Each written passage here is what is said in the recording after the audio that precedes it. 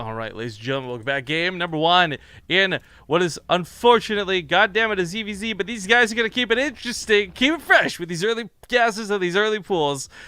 This is a qualifying match, a qualifying round. Winner of this will absolutely go on to fight in the ASL Prime League Season 6. And spawning on the top right side of the map, it is going to be the Green Zerg player. We followed him a little bit today. He is actually Korean confirmed, as I had mistakenly called him a foreigner earlier. It is chankim. And in the bottom left, it's going to be the blue Zerg, MyouiMina, but it's actually better known as Demilove. Of course, this guy has regularly used celebrity names as his online aliases for a while. I know he's gone through about everyone that I can think of. So, again, I don't know who this is, but if I had to guess, they're probably a cute girl and they're probably a celebrity. Anyways, as mentioned, we did have pools and gases taken very early on both sides of the field. So this won't be anything that's too crazy. As, actually, I'm just thinking back to the Corsair Cup yesterday with Bly and Nurchio. We had a lot of very astonishing results there as Bly was able to overcome Nurchio in situations where I thought that Nurchio would have good builds and good counters. But no one really taking that direction here. And even if you do this perfectly, you both go for the same build and you deflect off of each other and sneak Zerglings and Banlings across the map in the same manner, this can still go all kinds of wonky. I'm actually really curious to see how the queen control is going to be more than anything else, because if the queen control is good for one but not the other, that's what ends up destroying and changing a person's life.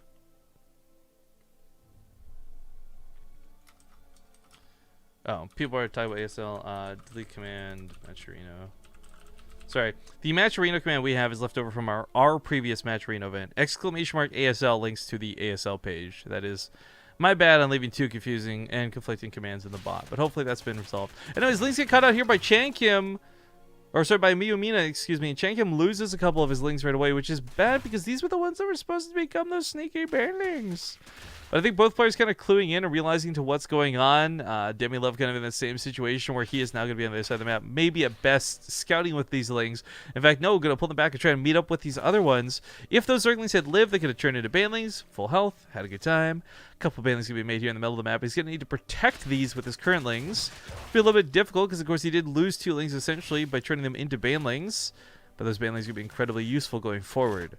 Spinecrawler does come down in the mineral line, so chankim not taking any chances and wants to make sure these banelings don't go haywire. But frankly, a lot of the time, banelings are in such low quantity as well, not going to be used to just walk to the mineral line, but more often than not, just used to take out lings. Trying to protect as best you can. Unfortunately, Demilove does lose all of his baneling control for the time being. New one makes... show here in just a sec, pops up, boom, kills all the chankim's lings except for one, not too bad. Leaves the one survivor to go back 69 to his opponent's base and tell him, hey, guess what, there's a scary force coming. Goes for the natural base away from the queen. I don't know if he knows about the spine crawler just yet. Actually, check his vision. He does not know that there's a spine crawler in that mineral line. But both players, while they deflected and danced in the middle of the map, they did both try and take expansions. They are both trying to play a little bit macro out of this, and doesn't look like this is going to be, funny enough, continue to be all in.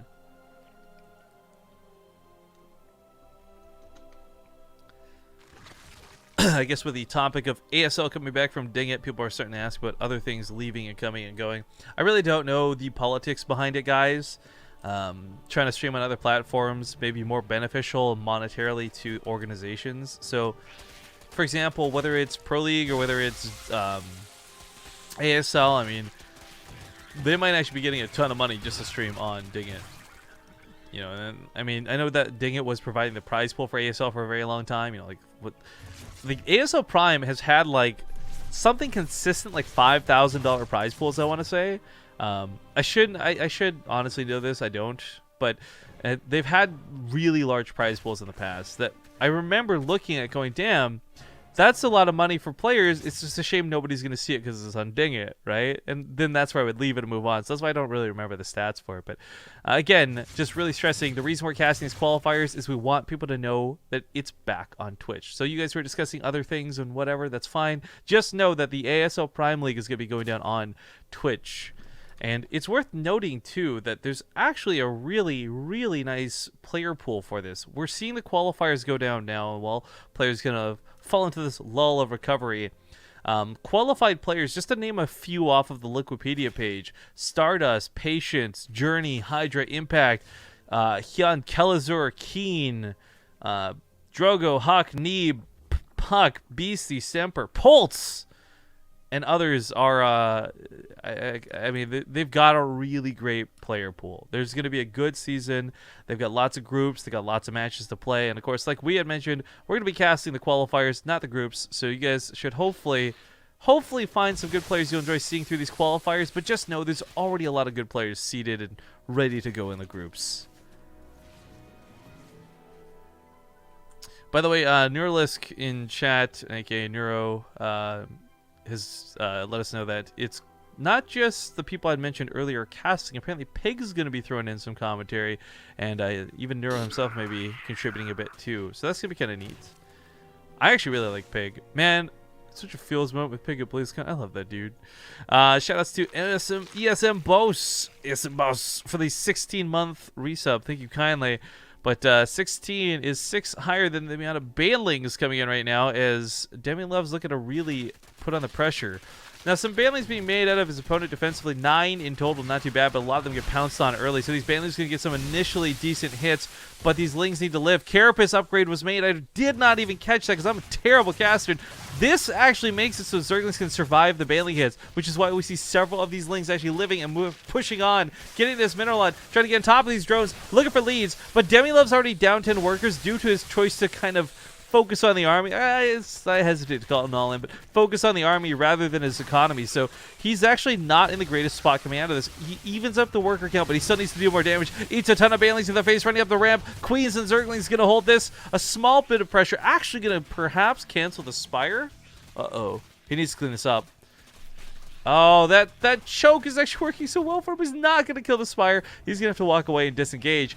But that's not it. Round 2 on the way. Baneling's morphing outside of his base. Chankim is going to, once Mutas come and play, really take control of this game. Upgrades be damned. Demilove's going to have 1-1, and that's certainly cool, but Mutas are going to be able to pick off Banelings, and if there are no Banelings, Zerglings versus Zerglings can certainly fight even at an upgrade disadvantage. But Baneling's going to walk right past us, and forget everything I just said. If these get to the natural base, there's going to be a small amount of Mutas. Baneling's going to try and zone out what little there's on the ramp. 2 more, 3 more going to come in, but these Zerglings actually aren't doing much. They don't get on top of the drones. They kill the Spire. That much is fantastic and cool. A couple Banelings did make it to that mineral line, and while 23 workers have been killed, and Chankim's left with only 22 workers remaining, I still am curious. I think the Banelings and the Mutas should be able to hold. But one of the problems with Mutas is, as good as they are, they're not good at chasing down these really fast, numerous units. If Chankim were to get any sort of wall off on that ramp, 2 queens, for example, or maybe even get crazy spread creep, get triple Evo chambers, I don't care, just get some sort of block off on that ramp, then this massive amount of lings will never break it. He won't lose workers. There we go. He's going to put the queens on the ramp exactly as you would expect, exactly as you would need. And now the Muta's just kind of shooting fish in a barrel, but that one queen with the transfuse actually goes down and lets the lings in, and this is a 1-1. These will tear through everything here fairly quickly. He's going to split the direction of the lings. He doesn't want the Mutas getting on top of all of them at once, because Gladeborn bounces are dangerous, and I think Demilove just took this game, or took control of it rather. The queens go down, nothing left to block those ramps. All he has to do is keep flooding lings. 30 more on the way, and this is going to get all kinds of dangerous. That third base isn't going to go down, but the drones at it will. Down to 15 workers, and not getting better from here. 1-1, keeping these lings alive for way longer than they should in that main base. Natural base as well. Third base finally gets cleaned up, but new lings just hatched, and 30 more are on the way. 22 more are in production, and Demilove, man, I rarely, if ever, see somebody beat Mutas with not Mutas in this sort of situation. But this Ling Flood is working out really well for him. And credit goes so much to this 1-1. I really got to emphasize that 1-1 is really what's giving these Lings the power they need to chip through most of what's on the field. Third base, not going to get focused, but it will go down. Let's also not forget that while these Lings kill the third, just barely two, these other Lings slip by. GG's going to get called, and game number 1 is going to go to Demilove. Congratulations to him. Good start to the series of this qualifying match. I am going to pop off to a small break, though. Don't go anywhere. See you guys here in just a minute. All right, folks, we're back. Game number 2. actually, as we get into the series. Spawning here in the bottom right side of Invader. He's down one at the moment. Not by too much, though. It is going to be the green Zerg chankim. And his opponent in the top right is going to be the blue Zerg player Demi Lovato. Now, a small correction I made earlier was I guess I referenced Neuralisk as Neuro, and I thought it was the same person. I have since been corrected and would like to apologize for making the assumption. It's just a similar name after all. But also, want to note that this is, again, that qualifying match. Now, unfortunately, we're not going to get to cast the other one. We had Armani already qualify through, so congratulations to him. A Korean getting through the Korean qualifier. Fantastic. But Demi Love is certainly the I guess, strange comer to this one. chankim is Korean, as we learned recently, but Demi Love is Indian, actually, which is odd to say. You don't get to say that about too many StarCraft 2 players. I know that for a while we, of course, had like Panda Take for South Africa. You get the odd Indian player here and there, just like really different parts of the world. But this is really close to already being finished up. And if chankim can't come back quickly, being that this is only best of 3 with no double elimination, this could be a 2-0 for Demi Love. Now, that being said, I liked what chankim was doing. It's just unfortunate that Demi Love's aggression really paid off for him in that regard. So, getting mutas, playing that on Dusk, Towers of all maps, it's a strong strategy that we see regularly work. But it didn't in this instance, and on a map like Invader, with horizontal spawns, I would have loved to actually see mutas be a quick go-to, but with vertical spawns, expanding becomes a little bit more difficult, and I think having mobility plus ground units is going to be way better. Either way, I'm also going to get a straw pull set up. I forgot to, despite doing these straw qualifiers, it's still kind of a casual cast, but now that we're close to the end of it, I need to figure out what we're going to do. So, what to do after.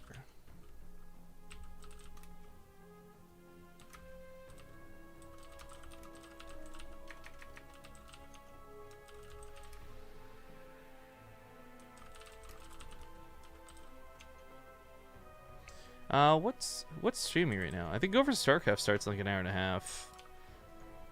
Yeah, there's not really that much to actually host. I was gonna say like, we're gonna vote on who to host, so I'll just list it as /host a random StarCraft 2 streamer, I guess. Because I was gonna put who to host in the vote, but Scarlet's offline. There's no real events going on for another hour and a half, so let's leave that there. You guys can figure out what's going on. Anyways, Ling's getting a little bit of a scout. Not too much to reveal, though, because the big attack is over here. His own banlings are finishing up in just a second. Spine Crawler's on the way. Queen's on the front line. I mean, the thing is about Invader, you really do have this awkward choke in your natural base. It's hard to wall off. Gonna have to cancel that spine. Ideally, rebuild it. Maybe. He's got a lot of links to work with. Baitell one of the baneling hits already. 2 queens can focus fire the other 3 fairly easy. Not focus firing those. They do splash on top of most of the links. A little bit messy here for chankim. This queen's getting focused down. Means there's not going to be a follow-up to this. So this starts getting a little bit messy for our green Zerg. Let's not forget, he's the one who's on the back burner for this, guys. He's up 26 workers presently, but none of that matters if he's not mining off the natural base. The advantage of the worker count comes from spreading them out, not from stacking them all in one base. So this is not looking so hot for chankim. More banelings get made, looking for hits. So that one on the ramp trades out pretty decently. Now he can trade out 1 Ling for 1 baneling if he's got the control. And he does have the control. Demi Love baits those hits out really nicely. Almost eats the rest of them with that 1 Zergling. But, oh my god, he's ran past that baneling like 10 times. What the hell? Of course, banelings morphing in have a little bit more health for whatever reason that I'll never understand. Banelings have 30 health, Lings have 35, but a Cocoon has 50. Like, what the fuck? Anyways, those will finish up and aim for that mineral line. Just get a little bit messy. That Queen's going to get focused down before she can focus the banelings. Oh no, no defense left for chankim. Is this how it ends? Is this how it's all over? Baneling hit goes off, evens up the worker count, but the links still haven't been cleaned up. 13 workers have died. No mining is currently going on. Demi Love's got more banelings morphing outside of his opponent's base, so this aggression through links is starting to really, really pay off. GG gets called, and congratulations, ladies and gentlemen. Demi Love will qualify through to the ASL Prime League Season 6. But that's good stuff to see. Now, of course, that straw poll in chat we're going to leave up for a few moments. We're going to talk about a couple of things before we go. I'll even bring my face on for this one. So what's up, everybody? Do you like this? Do you like my mustache? I'm actually just gonna. I was gonna shave this off yesterday after stream, but we started goofing around and people were voting to save it with donations. So I'm thinking about doing like a save it, shave it thing as the week goes on, just for fun, if nothing else. But anyways, make sure you hit that straw poll so we can figure out what we're doing. Because basically by the time I'm done talking, we'll figure out what I'm going to do. But I really want to explain how the ASL whole dynamic is going to work. Again, with Season 6 coming up, they've got a lot of good players. They got a lot of good casting. My job through these qualifiers is just to let people know it's back on Twitch. I don't gain... They're not paying me anything. I want to clarify this. Like, I'm doing this like voluntarily because I want to be able to help them out. And having them back on Twitch is certainly cool. They got some great matches. I hope you guys will check it out on their channel when it's good to go.